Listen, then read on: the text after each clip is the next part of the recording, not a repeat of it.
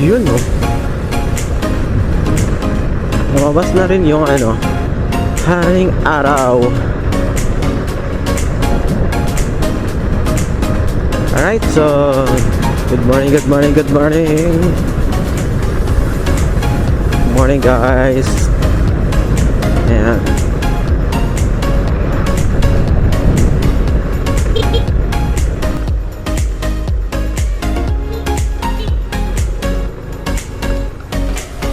Alright.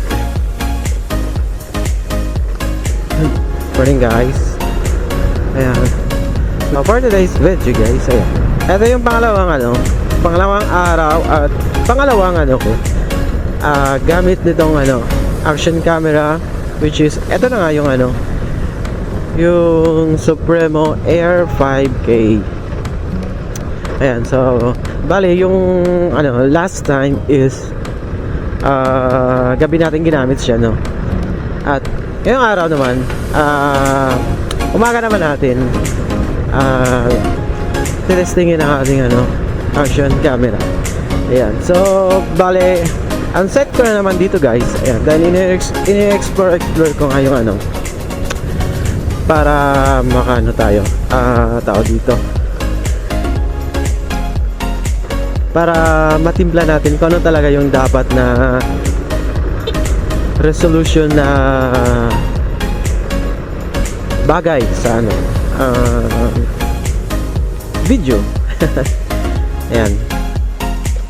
So bali ang set ko nito ay sinet ko siya sa 1080p ulit. Ayan. Syempre binako natin yung FPS. Ginawa natin at 60 FPS or frame per seconds. Ayan, with tawag dito gyro, tawag dito gyro on o anti-shake. Yung alam niyo na yun, guys, yung gyro stabilizer. Yan, tama ba? Stabilizer, yan, basta yun na yun. Yung kapag smooth yung smooth yung video niya kahit nasa lubak-lubak ka ng kalsada.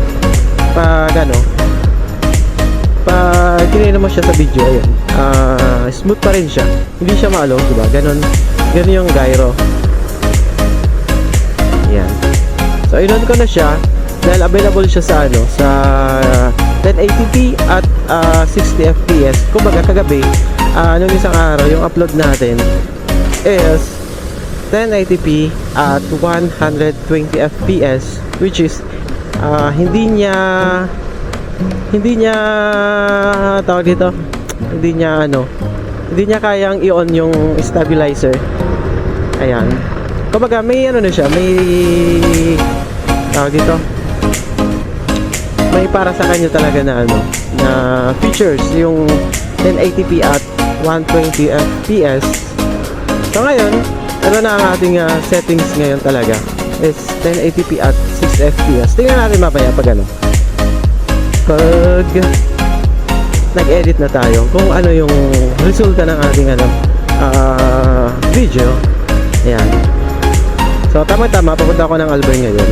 So ginamit na natin ulit. Pangalawang araw nito. Pandalawang araw pa lang. Yan. 2 days old. Action cam Supremo. Yun. So yun lang naman, guys. And hope you like the video. Hope you like it. So tara na. At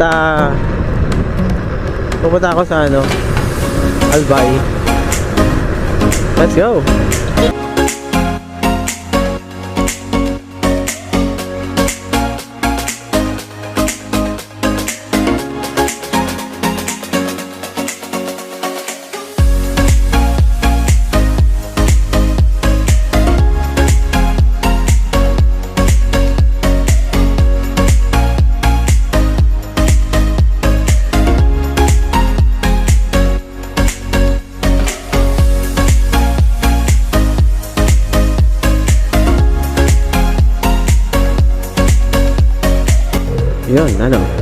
Yun.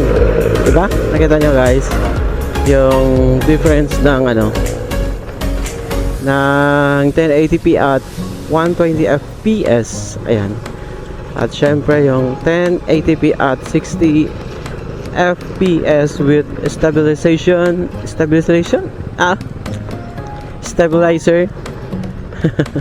stabilization is on. Ayan. So yun ang pinagkaiba nila guys.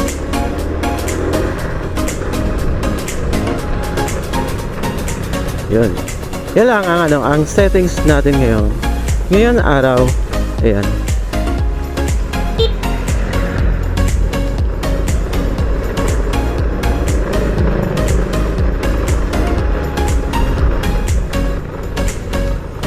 Sa next video natin, titingnan natin guys, daytime. Ayan. Subukan na natin yung 1080 at 120 fps sa daytime. Yan.